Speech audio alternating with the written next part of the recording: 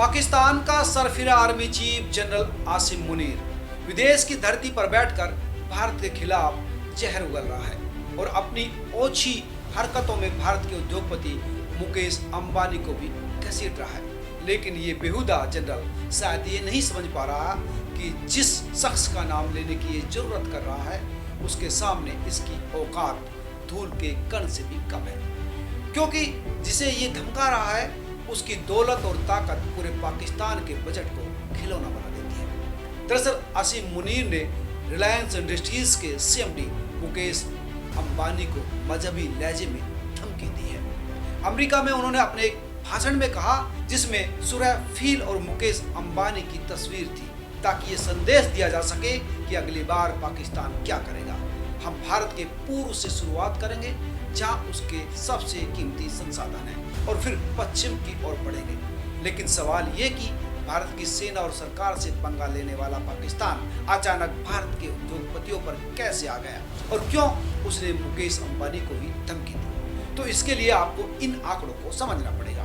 जिस अंबानी को पाकिस्तान जनरल ने धमकी दी है उसके बारे में शायद इसे ये भी पता नहीं कि मुकेश अंबानी की नेट वर्थ 100 अरब डॉलर है, यानी 8.5 लाख करोड़ की है और पाकिस्तान की सालाना बजट है सिर्फ 4.5 लाख करोड़ रुपए का।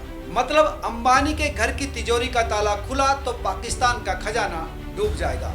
पाकिस्तान ने 2024-25 के लिए 14,460 अरब पाकिस्तानी रुपए का बजट पेश किया है।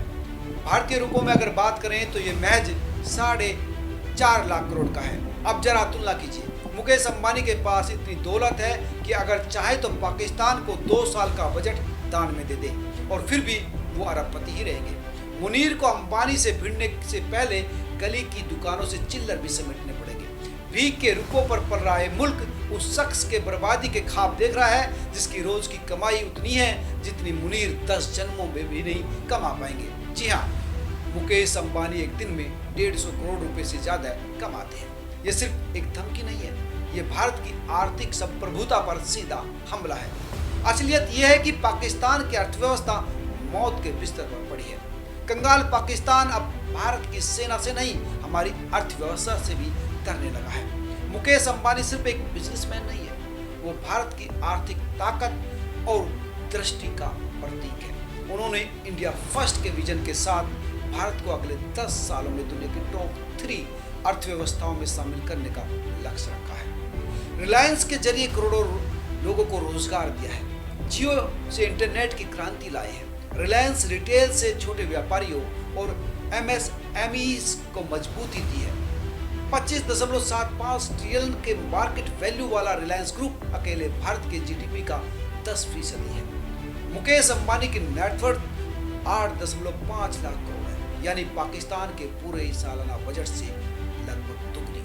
आसिम मुनीर का मुकेश अंबानी पर वार ये सिर्फ एक शख्स पर हमला नहीं है दोस्तों, बल्कि उस भारत पर चोट है जो न रुकता है न झुकता है।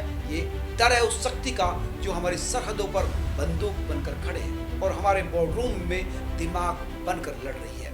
पाकिस्तान कान खोलकर सुन ले, भारत अपने हर खिलाड़ी, हर सिपाही और हर बिजनेसमैन की हिफाजत करना जानता है, चाहे वो सीमा पर लड़ रहा हो, वर्दी में हो या फिर इंडस्ट्री में सूट पहनकर भारत का भविष्य कर रहा हो, सबकी।